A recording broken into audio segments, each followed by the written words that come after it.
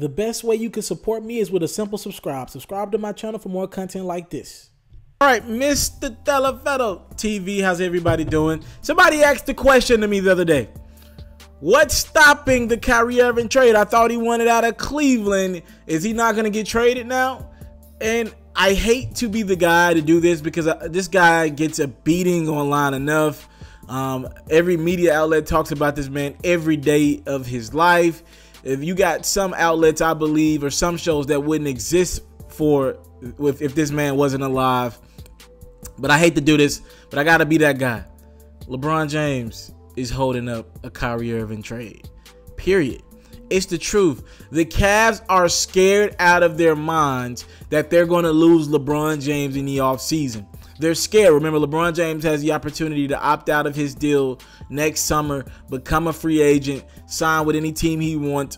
A lot of rumors that he wants to sign with the Los Angeles Lakers, or is being kind of forced to go to the Lakers and give Magic Johnson a shot because things are not working out in Cleveland. And it's so hard to attract a free agent to Cleveland. You go to Los Angeles, you get in the Western Conference. Even though it's tougher, it helps LeBron James's legacy, because if he does lose to any team in the NBA, it'll probably be the Golden State Warriors, but now it will be in the Western Conference Finals instead of the NBA Finals, which would stop the losses that he's going to get on his finals record, because right now the Cavs are in a no-man situation. They know they're not good enough to win a championship. They know they're not better than Golden State, but they're still, I believe, the favorite to get out of the Eastern Conference when you have a guy named LeBron James and Kyrie Irving on your roster. Even if Kyrie gets traded, whoever they bring back, I believe it's enough to still get out of the Eastern Conference. It'll be a tougher series, but it's enough.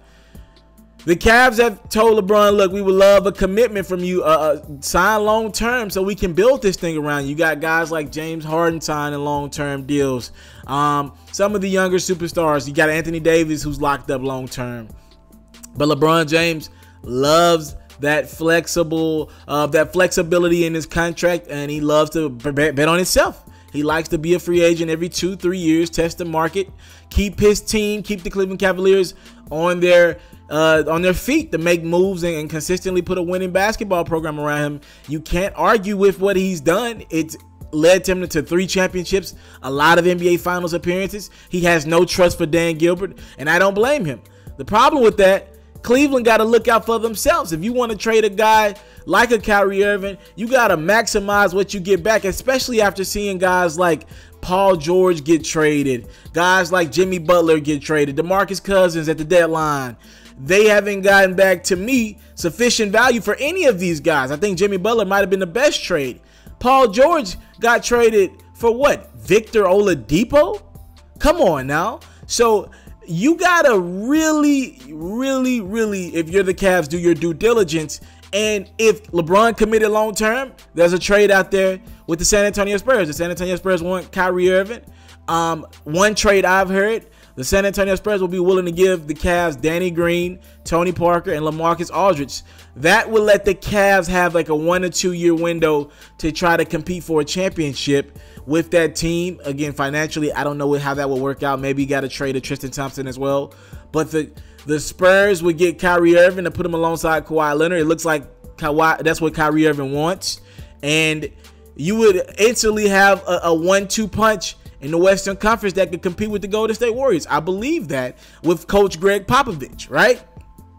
But if LeBron won't commit long term, the Cavs got to cover their backs, and they got to think, if LeBron leaves this summer, we don't want to have to start this thing over again. We remember what happened when LeBron left the first time and how bad it got, how many businesses closed, how many millions of dollars the city of Cleveland lost, and they can't allow themselves to do that. So the Cavs have their mindset on 4 young guys, right? These are the 4 guys that they're trying to center a trade around. So this is probably the teams that Kyrie Irving is going to get traded to, or they're going to be involved in any of a Kyrie Irving type trade.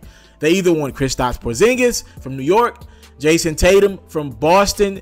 They have their eyes on Josh Jackson from Phoenix, and they have their eyes on Denver Nuggets, Jamal Murray. So one of those 4 guys is a young guy that the Cavs believe could be a superstar and have superstar-like potential going forward. So they're going to want one of those 4 guys in return if they don't get a commitment from LeBron James. If they get a commitment from LeBron James, they can maybe trade Kyrie for some veteran players that are more ready to win now.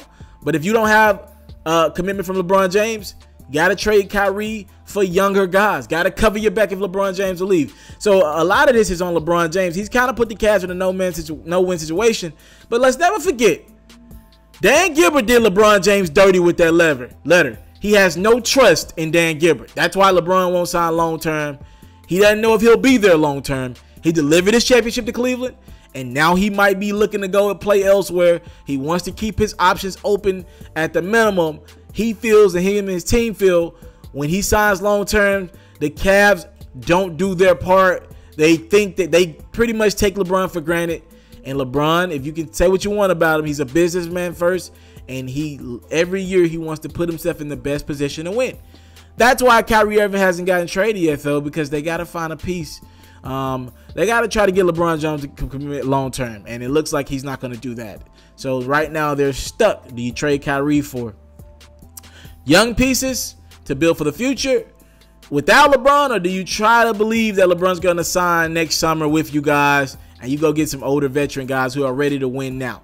Tough position. I think you got to try to find your best way to find that median, get a young guy and a veteran guy that'll kind of satisfy both the needs, but that's tough as well. Thank you for the time, love, support. Don't take it for granted. Subscribe to my channel for more exclusive content like this. The Kyrie Irving trade saga continues. I'm out.